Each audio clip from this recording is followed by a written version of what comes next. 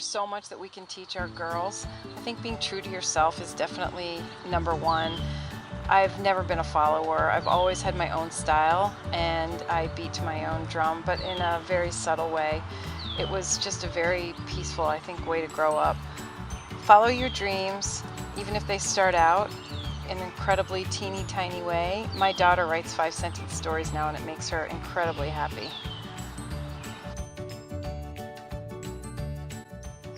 As difficult as life might get at times, I think it's really important as a parent to leave negativity outside of the house. Children pick up on everything, and it's so funny because I'd never learned more about myself than I did through my child.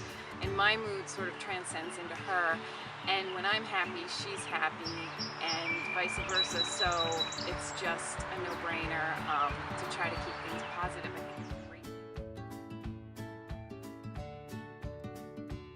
Our children have to be taught to treat people fairly and with kindness. When someone does something nice for you, you have to pass it on to someone else.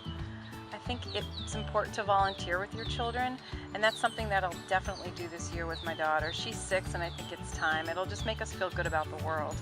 I mean, none of this is tough stuff. It should be Happy Living 101. Maybe this should be a class in schools.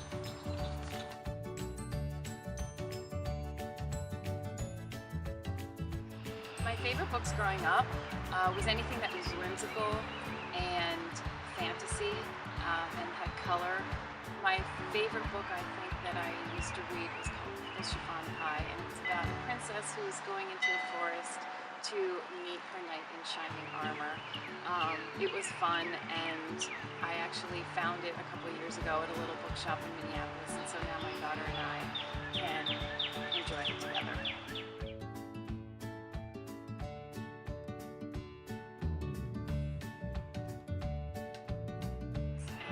There are accessories that tie back to these beliefs and charm bracelets, and it's really fun because I took a color, specific color, 6 colors, and there's 6 beliefs, and so each belief goes back to a specific color, and then the girls can trade or gift or collect all of them and sort of stack the bracelets. I think it's a really fun way to bring Hazel to life and to understand and to never forget really what these ideals are.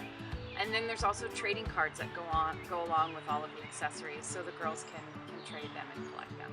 But Everyone Loves Hazel is for girls. I'd say ages 4 to 10, but of course loved by everybody. I actually know a few adults that probably need this more than some children, and I hope that everyone will enjoy and take away at least a smile or two.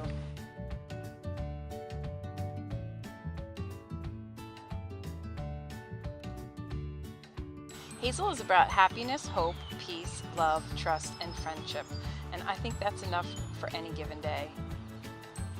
Maybe each day of the week should be dedicated to one of the 6 meanings, and then on the 7th day we could just share them with all of our friends, sort of a free day to spread the good word.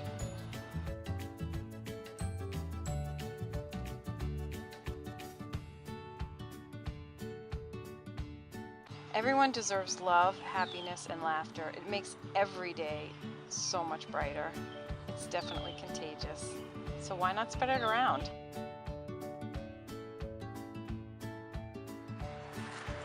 I created a wall of inspiration in my house, and the most recent one I put up says, "I have a choice, and today I choose happiness." And that to me really is the lifestyle that I like to lead. And that's what Hazel's about and all of her beliefs. And I think that it's important to look around every day. I think that happiness is around us, and I just don't think enough people take the time to look and to find it.